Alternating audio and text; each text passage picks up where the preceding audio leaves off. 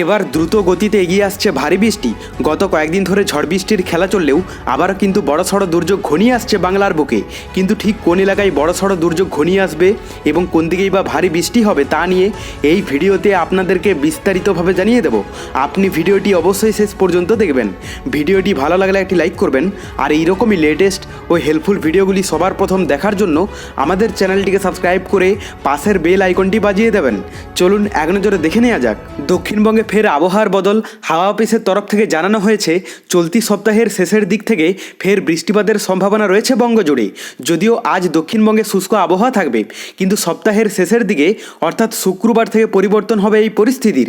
হাওয়া অফিসের তরফ থেকে জানানো হয়েছে কলকাতা সহ দক্ষিণবঙ্গের প্রায় সব জেলাতেই সপ্তাহের শেষ দিনে বৃষ্টিপাতের সম্ভাবনা আছে। পাশাপাশি কিছু জেলায় কালবৈশাখীর পূর্বাভাসও রয়েছে। এছাড়াও শুক্রবার থেকে কলকাতায় বৃষ্টিপাতের পাশাপাশি 30 থেকে 40 কিলোমিটার বেগে ঝড়ো হাওয়া বইবে। তবে এই বৃষ্টিপাতের পরে গরমের থেকে বিশেষ একটা স্বস্তি পাওয়া যাবে না বলে জানিয়েছে হাওয়া অফিস। বরং এই বৃষ্টিপাতের ফলে তাপমাত্রা বেশ কিছুটা বাড়তে পারে। এছাড়াও দক্ষিণবঙ্গের যে জেলায় বৃষ্টিপাত হবে তা হলো হুগলি, নদিয়া, ঝাড়গ্রাম, পূর্ব পশ্চিম বর্ধমান, বাঁকুড়া এবং পুরুলিয়া জেলায়। পাশাপাশি উত্তরবঙ্গের দুর্যোগের আশঙ্কা দক্ষিণবঙ্গের তুলনায় তুলনামূলকভাবে বেশি। আজ থেকে উত্তরবঙ্গের দার্জিলিং, কালিম্পং, কোচবিহার ও আলিপুরদুয়ারে বৃষ্টিপাতের সম্ভাবনা রয়েছে।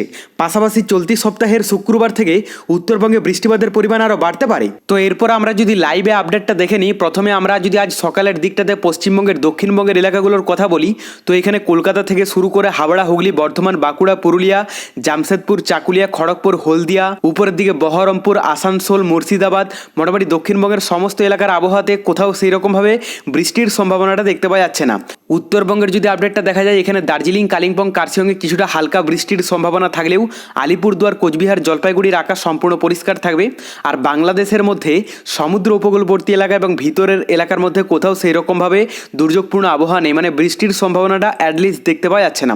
দুপুরের দিকটা আমরা যদি দেখে নিই, তো দুপুরের দিকের মধ্যে সেরকমভাবে চেঞ্জেস নেই। গত কয়েকদিন আগে পশ্চিমবঙ্গ, বাংলাদেশে যেরকমভাবে ইফেক্ট পড়েছিল, বিভিন্ন স্থানে বজ্রবৃষ্টি, শিলাবৃষ্টি হয়েছিল, তবে এই মুহূর্তে পশ্চিমবঙ্গ, বাংলাদেশের আবহাওয়াতে অনেকটাই স্বস্তির বার্তা দেখতে পাওয়া যাচ্ছে। মানে সেই রকমভাবে দুর্যোগ পড়তে দেখতে পাওয়া যাচ্ছে না, সম্পূর্ণ এলাকাতে পরিষ্কার আবহাওয়াই থাকবে। তবে উত্তরবঙ্গের এলাকার কথা বলে উত্তরবঙ্গে কিছুটা দুর্যোগপূর্ণ আবহাওয়া আছে সকাল এবং দুপুরের দিকে, রাতের দিকেও কিন্তু একই থাকবে। বাদবাকি পশ্চিমবঙ্গের মধ্যে দক্ষিণবঙ্গের এবং বাংলাদেশের কোথাও সেরকমভাবে বৃষ্টির সম্ভাবনা দেখতে পাওয়া যাচ্ছে না। দেখুন, এই মুহূর্তে যদি আমরা বঙ্গোপসাগরের আপডেটটা দেখি, বঙ্গোপসাগরে এই মুহূর্তে নতুন কোনো দুর্যোগ বা সিস্টেম নেই।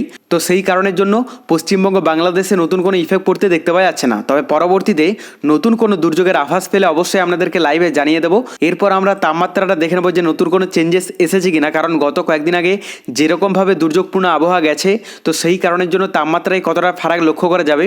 তো আজ কলকাতাতে মোটামুটি দুপুরের দিকটাতে 35 ডিগ্রি থাকবে এবং বাদবাকি দক্ষিণবঙ্গের মধ্যে বেশিরভাগ এলাকার তাপমাত্রা থাকতে পারে 33 থেকে 35 ডিগ্রির মধ্যে। তো স্বাভাবিকের থেকে একটু বেশি থাকবে বলা যায়। পাশাপাশি উত্তরবঙ্গের যদি আপডেটটা দেখা যায়, এখানে দার্জিলিংয়ে 19 ডিগ্রি দেখতে পাওয়া যাচ্ছে, এখানে কালিম্পং, কার্শিয়ংয়ে 19 ডিগ্রি থাকবে, আর আলিপুরদুয়ার, কোচবিহার, জলপাইগুড়ির আবহাওয়া থাকতে পারে 28 ডিগ্রির মধ্যে।